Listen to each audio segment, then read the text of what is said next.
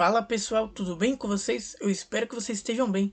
No vídeo de hoje eu vou mostrar alguns conceitos aí de Python para você começar a criar os seus primeiros programas escrevendo apenas código Python. E hoje vamos ver sobre indentação e elif, tipos de dados, escopo de variáveis, estrutura de repetições e no final ainda vamos criar um programinha, né? Um mini programa de contagem, né, definida pelo usuário. Então, se você gosta desse tipo de conteúdo, não se esquece de apoiar com o like, tá? Que me ajuda bastante, ajuda eu a continuar trazendo mais vídeos como este por aqui. E não se esqueça de se inscrever, caso seja novo por aqui, para ficar por dentro de todas as novidades do canal. E bom, vamos começar a falar sobre indentação e elif. O que seria a indentação? Primeiro vamos criar um simples código aqui, tá? Para verificar alguma coisa. No caso eu vou criar um código que recebe um número, tá? Um número 10 e um código, uma variável, no caso, né? Uma variável n1 que recebe o valor de 10 e uma variável n2 que vai receber um outro valor de 15, tá? E vamos criar com condicionais que a gente já viu, né? O if e o else. Vamos utilizar o elif também. Eu vou explicar para que serve. Primeiro a gente vai verificar se um valor é maior que o outro, tá? Então vamos lá. Para verificar se um valor é maior que o outro, eu posso fazer o seguinte: if, que é o se, né? Se n2 é maior do que n1, tá? Aí eu coloco dois pontos aqui para indicar que eu já acabei de verificar, né? De verificar a minha condição. E aí eu vou para a parte da ação, tá? Eu vou explicar a indentação aqui já. Sempre quando a gente coloca uma condição e termina, né, de verificar essa condição, a gente tem que colocar os dois pontos para sinalizar que vai ocorrer uma ação aqui embaixo no nosso código. Essa ação é para verificar, né, no nosso caso aqui, se um valor é maior ou não. E a indentação, ela pode ser vista aqui, ó. Se a gente preencher, tem um espaço aqui e ele é chamado de indentação de código. Ele serve para deixar nosso código mais organizado, com uma estrutura mais organizada e indicar que ali vai ocorrer uma ação também, ok? Então aqui, se n2 for maior que n1, que a gente sabe que o valor de n2 é maior do que o valor de n1, então ele vai imprimir para a gente o valor de n2 é maior, tá? E se não, print o valor de n1 é maior, porque se não for um, vai ser o outro, tá? Então vamos executar o código aqui no play e verificar. O valor de n2 é maior, está corretíssimo, tá? Agora a gente vai ver o uso do elif, beleza? A gente vai... Sempre quando a gente usa o elif quer dizer else if, só que é de uma forma simplificada, elif. E para que serve esse elif? Ele é muito utilizado quando a gente tem várias verificações para fazer, mas aqui eu vou dar um exemplo simples de uso dele. Então a gente vai fazer o seguinte: se n1 for maior do que n2, então print, imprima para mim, n1 é maior que n2. Agora a gente pode usar o elif. A gente sempre tem que usar um elif se a gente tiver um if. Se a gente usar um elif sem o if na parte primeira do nosso código, vai dar erro, tá? Então a gente precisa ter um if obrigatoriamente para depois usar o elif, tá? Esse elif ele representa o quê? Se não for isso aqui, vai ser um outro se. E qual que seria esse outro se? Elif n2 for maior do que n1, dois pontos, ação, né, que vai acontecer, vamos dizer que o n2, neste caso, é maior que o n1, tá? Então aqui a gente já sabe que vai cair nessa condição aqui, ó. O nosso código vai cair nessa condicional, porque o n2 ele é maior do que n1, tá? Então o interpretador do Python ele vai ler de cima para baixo o nosso código e vai ver qual a verificação é correta, que no caso é o nosso elif, tá? Se eu executar e dar um print aqui, tá? Dar um run cell, a gente vai obter a resposta. n2 é maior que n1, justamente caiu no nosso elif. Agora a gente vai ver a parte de tipo de dados, tá? O que são tipos de dados, né? Por exemplo, eu posso ter um tipo de dado string, né, que vai receber o meu nome, ou seja, uma variável que tem o tipo de dado string, né? Eu posso ter um tipo de dado que recebe um valor inteiro, né? Por exemplo, a minha idade. E eu posso ter uma variável, né, com um tipo de dado que recebe o meu salário, né? Salário fictício do tipo float, tá? A gente usa vírgula na programação com ponto, tá? O ponto indica a vírgula na programação. Pelo menos aqui em Python indica a vírgula. Então aqui a gente tem um tipo de dado string, tipo de dado inteiro e um tipo de dado em float.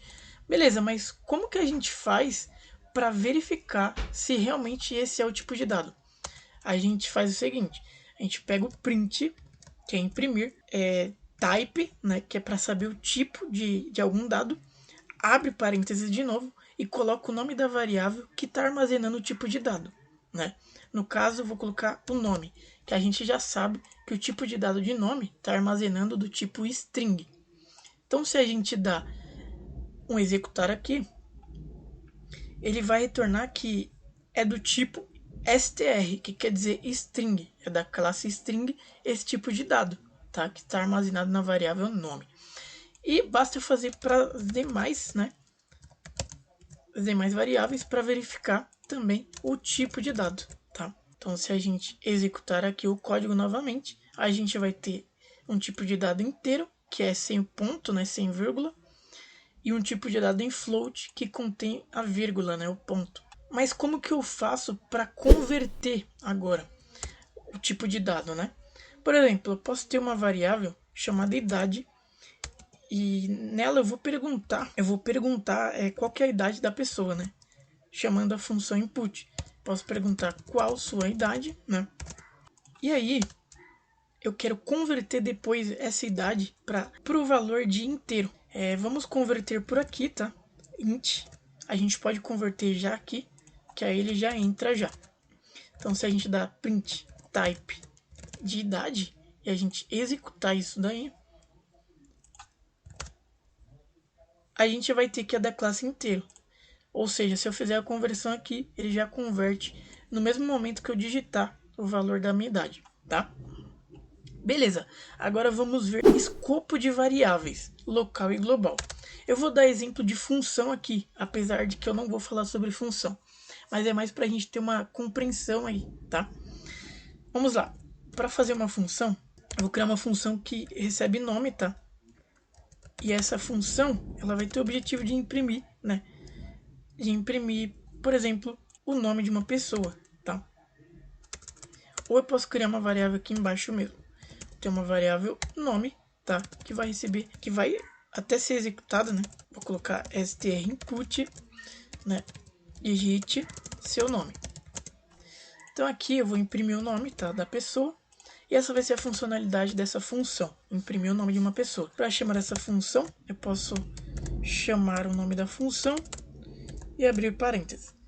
Beleza. Então, se eu executar essa função, ele vai me pedir o nome dessa função. Essa variável é chamada de variável local, ou seja, ela só é acessível nessa parte do meu código, nessa função. Se eu chamar ela, por exemplo, aqui fora, print nome, né? Ela não vai executar e vai dar um erro, tá? Function nome, tá? Ela vai identificar o nome da nossa função e não o nome da nossa variável. Você pode ver que retorna aqui function nome. Ou seja, fora do nosso código, essa variável ela não é reconhecida, tá? É chamada de variável local. Local, tá? Que é acessível apenas em uma parte do nosso projeto. Beleza, vamos chamar esse nome, né? Se eu executar, ele vai pedir o nome e vai imprimir o meu nome, tá? Imprimir o nome. Agora vamos dar um exemplo de uma variável, criar uma outra variável aqui e dizer que o nome dela vai ser, por exemplo, Jonas, tá? E aqui eu já posso definir um nome também para Juan, tá?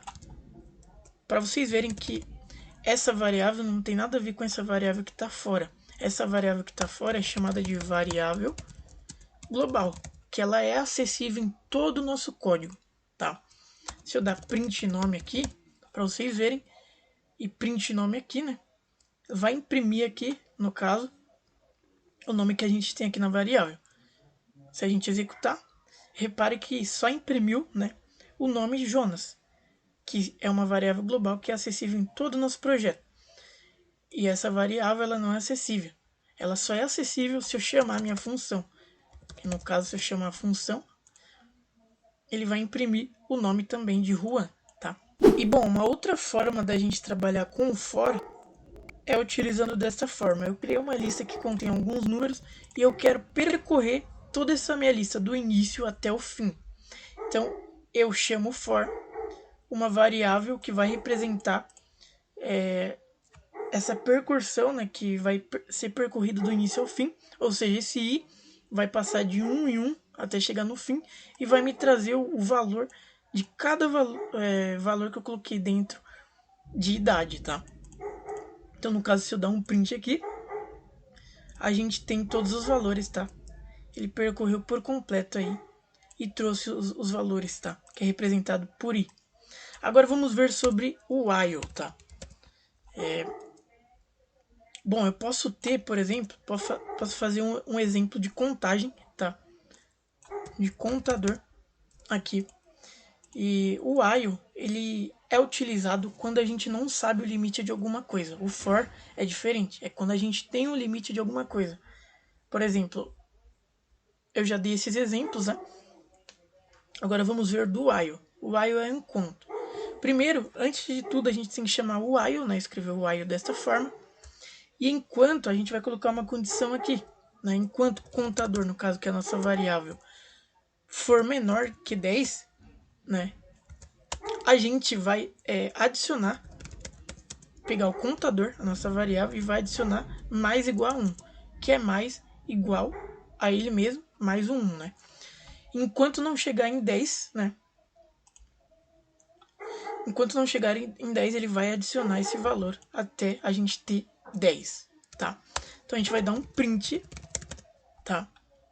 No contador, para a gente ver isso acontecendo na prática e vamos executar. Bom, chegou em 10, aí ele parou, como a gente tinha proposto. Enquanto o contador for menor que 10, continue adicionando. Quando for igual a 10, pare de adicionar. E foi isso que aconteceu aqui. Agora vamos fazer o nosso programinha aí de contagem, que vai ser definido pelo usuário. Como que a gente faz isso? A gente vai definir uma variável i, que vai receber 0, uma variável fim, que é o f, né? Que vai receber 0 também, uma variável p, que é a quantidade de passos que esse contador vai receber. Caso, vamos pegar essas variáveis que a gente tem e vamos fazer o seguinte, o int input e de início, tá, da contagem. Vamos pegar o f, que é o fim da contagem, input, fim, e vamos pegar o passo, né, que é o de quanto em quanto esse contador vai pular, tá? Passos. Ok. Agora a gente pode chamar o nosso for aqui, né? Para o programa funcionar. Para cada c in range, a gente vai colocar as variáveis que o usuário vai digitar para definir essa contagem. F e o P, tá? E o que vai representar o nosso contador é o C, né? A nossa variável. Vamos ver se está funcionando? Eu quero que eu mesmo possa digitar um valor de início de contagem. Aqui no F nós pode colocar mais um, porque a gente sabe que o Python sempre conta menos 1 no final. E agora, a gente já pode executar esse programa. Tá? Então, defina um início de contagem, né? Eu quero iniciar de 0. Qual que é o fim da contagem? Eu quero ir até 20. Qual que é o passo? Eu quero ir de 1 em 1. Tá? Então, vamos ver se o programa vai funcionar. Então, aqui, a gente foi de 0 até 20. Olha que bacana, galera. Então, vocês viram que funciona perfeitamente, né? Com esses conceitos, vocês já conseguem criar os seus próprios programas em Python. Então, se esse vídeo foi útil para você, não se esqueça aí de comentar aí abaixo o que você achou da aula, no que eu posso melhorar. E também não se esqueça de compartilhar este vídeo com mais pessoas, para que este conteúdo seja alcançado por mais pessoas e mais pessoas aprendam a programar em Python em 2022. Eu vou ficando por aqui, até os próximos vídeos.